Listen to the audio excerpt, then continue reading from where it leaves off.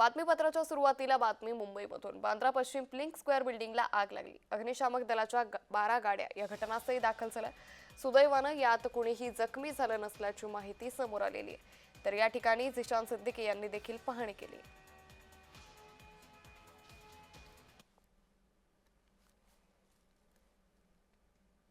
बांद्रा पश्चिम येथे जे ते क्रोमा मॉल आहे लिंकिंग रोडला, त्या मॉलला पहाटे 3 वाजता आग लागली। ती आग इतकी भयानक होती, त्या आगीचं रौद्र रूप आहे ते आजूबाजूच्या परिसरातून पाहता येत होतं। धुराचे लोट इतके होते की जवळपास 3 ते 4 किलोमीटर पर्यंत आपण पाहिलं तर ते धुराचे लोट आहेत ते आपल्याला सहजच पाहता येत होते। मात्र या सगळी दुर्घटना ही कशी झाली, आग कशी लागली ह्याबाबत अद्यापही जे ते प्रशासनाकडून काही माहिती मिळत नाहीये। मात्र या आगीने जे ते रौद्र असं रूप धारण केलं। पहाटे 3 वाजता आग लागली, अद्यापही ही आग विझली नाही। अग्निशमन दलाचे जे कर्मचारी आहेत ते मोठ्या शर्थीचे प्रयत्न करतायत ही आग विझवण्याचा। त्यांचा जो आहे तो या ठिकाणी कमीत कमी 10 ते 12 गाड्या आल्यात त्यांच्या अग्निशमन दलाच्या, आणि आत्तापर्यंत कमीत कमी 40 ते 35 गाड्या या ठिकाणी येऊन आहेत त्या या आगीवर नियंत्रण मिळवण्याचा प्रयत्न करतायत। मात्र ही आग नेमकी कशामुळे लागली याबाबत ते सविस्तर जी बातमी आहे ती माहिती मिळत नाही, कारण ही आग जी आहे ती या मॉलच्या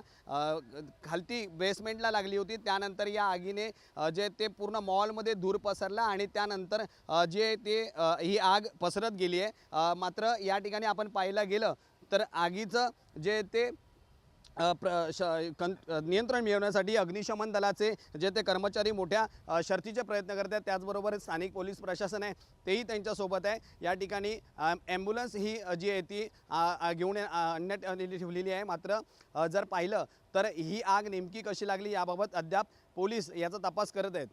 व्हिडिओ जर्नलिस्ट विजय देशमुखसह मी महेंद्र जोईल, जय महाराष्ट्र न्यूज, मुंबई।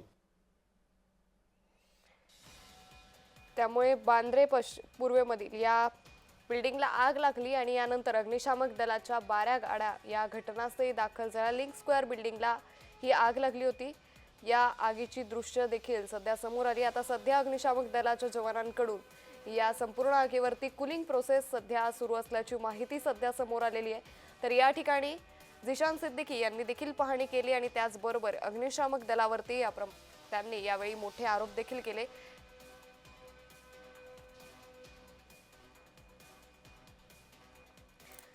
तर बांद्रे पश्चिम लिंक स्क्वेअर बिल्डिंगला ही आग लागली। या संदर्भात अधिक माहिती घेऊयात आमचे प्रतिनिधी महेंद्र जोईल यांच्याकडून। महेंद्र, बांद्रा पश्चिम लिंक स्क्वेअर बिल्डिंगला ही आग लागली होती, सध्या या आगीची स्थिती कशी आहे? अंकिता, सकाळी 4च्या सुमारास आग लागली होती। अद्याप जरी 5 तास झाले तरी आग विझवण्याचं शर्थीचे प्रयत्न आहेत ते अग्निशमन दलाचे चालू आहेत।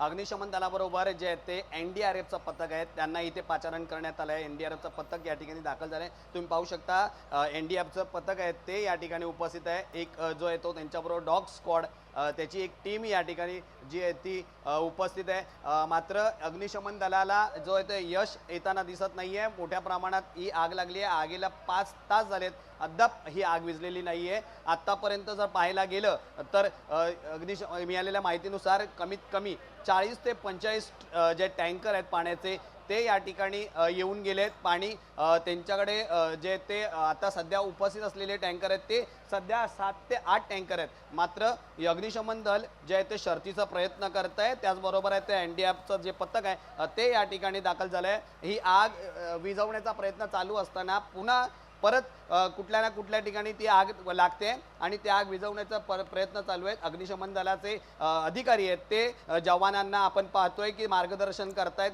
त्यामुळे अग्निशमन दलाला मदत करण्यासाठी ते NDRFची टीम इथे आलेली आहे। आपण पाहू शकता जे ते मोठ्या जे ते आग लागल्यामुळे येथील स्थानिक लोकांना पण भीतीचं वातावरण निर्माण झालं होतं। त्यामुळे ह्या आगीची तीव्रता इतकी होती की कमीत कमी 3 ते 4 किलोमीटरपर्यंत या आगीचे धुराचे लोट आहेत ते दिसून येत होते। सध्या जे ते अग्निशमन दल या ठिकाणी प्रयत्न करतात, सोबत NDRFचं पथकही या ठिकाणी आलं आहे। त्यामुळे ही लवकरात लवकर आग आहे ती विझवण्याचं ह्या दोन्ही पथकांना म्हणजे NDRFला आणि अग्निशमन दलाला नक्कीच यश येईल असंच म्हणावं लागणार आहे। निश्चित महेंद्र, त्यामुळे या संदर्भात आम्ही अपडेट तुमच्याकडून घेतच राहू। तुर्तास धन्यवाद आपण दिलेल्या सविस्तर माहितीसाठी।